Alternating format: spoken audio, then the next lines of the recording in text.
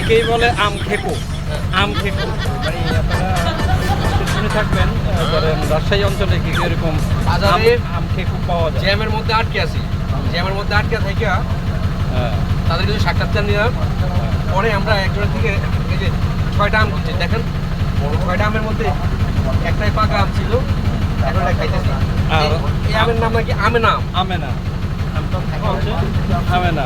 এটা অনেক গরম, পাকা তো, আর অনেক রোদ্রের মধ্যে ছিল।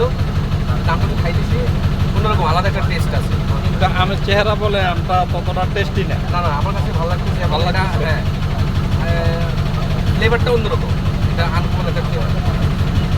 নামও তো অন্যরকম, আমেনা আম।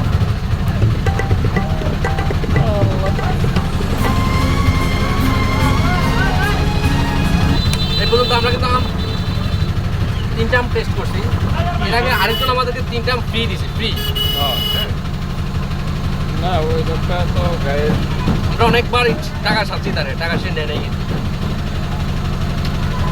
এই জন্য এই লোকটার থেকে আগেই কন্ডিশন দিছি যে যদি টাকা নেন তাহলে আমরা আম নেব।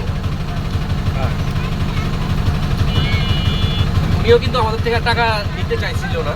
6টা আম যদি 3 কেজি হয়, আমার 3টা আম তো